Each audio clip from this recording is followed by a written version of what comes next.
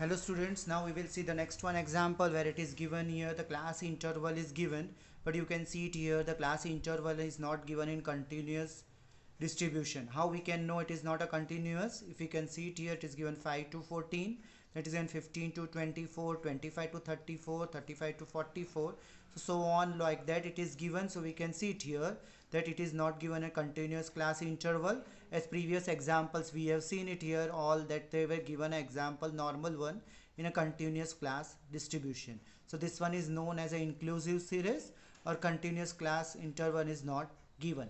Same method we will use it here, but for that one what we will do it here, before starting that one we will find out here our original class interval, because to make it a continuous we will subtract a 0.5 from the lower limit and we will add a 0.5 in a upper limit. As we are knowing already, you have learned in a 9th standard, the same way we will do it here. After subtracting here a 0.5 from a lower limit, we will get a 4.5.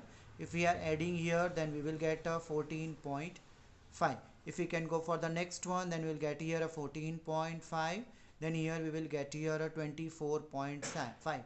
Same here 24.5, and here 34.5, here 34.5, and same here we will get a 44.5. Then here 44.5, we are subtracting everywhere 0.5 from a lower limit, and in upper limit we are adding a 4.5. so here the same thing we will get it here 54.5, then here 54.5, and here we will get a 64.5. so students, you can see it here, it is a continuous by seeing it here 4.5 to 14.5, 14.5 to 24.5. Same way you can see it here, all are in continuous class interval distribution. So we have converted the inclusive series into a continuous class interval distribution. Now we have to find here a xi, that is our class mark. So we will edit here and we will divide. So what we are getting here, 14 plus 4 18, and 1 19, divide by 2, we will get a 9.5. same thing we will edit here, that 14.5 and 24.5, and we have see here that the difference is 10, so we can edit 10 10 and we can write down it very easily. So 19.5, same 29.5, same 39.5, 49.5, and 59.5. so here we have find out a xi. Now we can use a direct method also, but when we can multiply here by direct method, we get it here very big numbers. So what we can do it here, whether we can use a assume mean method or whether we can use it here a step deviation method. I am using here assume mean method. For that one I need a. Now you can see it here, there are 6 class intervals. So these are even, as we are knowing that if there are odd, so we are taking a middle one. Here though it is even, so you can take it third or a fourth.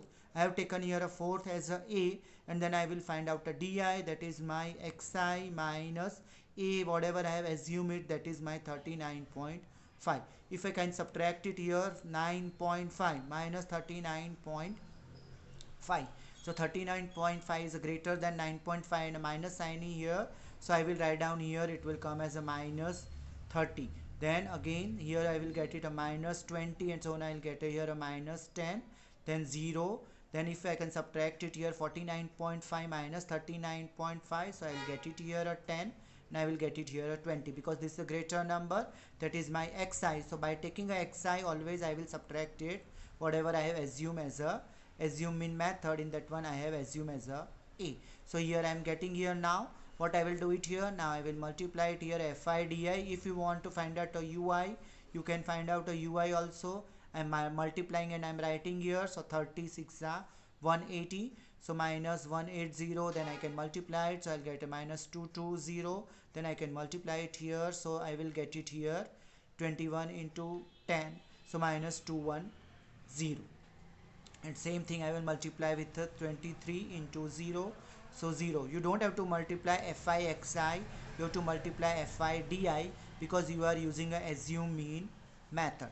So here 14 and 10, 14 into 10 it is 140, and 5 into 20 is coming as a 100, right? So I am using here assume mean method. You don't have to mention it. If you are writing here, the examiner automatically understand it which method you have used to find out for the inclusive series mean. Now here For if we can edit here, that will get a sigma fi, because we have to find out, we need a formula. In the formula we need a sigma fi or a n, so we can edit here. So what we will get it here: 617, 118, 311, 415 and 520, 213, 25, 2718. So our sigma fi is 80.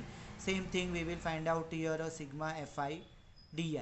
So what we will get it here: 100. We will add a plus plus sign and minus minus sign, and then we will subtract it, because all three are minus and these all are in majority one. So we will subtract here from 1 to the all three, we will add it, and this 2 we will add it, and then we will subtract it. If we can add it here, 8 to 10 and 1 11. So here 1, then 0 and 1 1 2. So here it is coming a 610, which is coming as a minus sign. And here if we are adding here, we are getting it to 40. For our convenient way, we have written here, then also it will work. Now we can see it here, minus 610 and 240,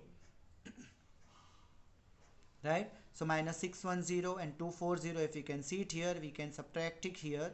So what we are getting here, that we will see it by doing at a side. So we'll get in a minus, because this is a minus greater number, so that way we will get it. So here we can see it, what we are getting here, that minus 610 and 240. If you can see it here, by subtracting it at the side, we will see it, what we are getting: 6 and 5, 10, 11, minus 4, 7 and 3. So we are getting here a minus 370, that is our sigma fi di. So for that one, what we will do it, our assume mean method formula, we are knowing it, x bar equals to a plus sigma fi di upon sigma fi. So here same way we will keep it here, we have to find a mean. So a we have assumed that we will write down 39.5 plus sigma fi di, it is minus 370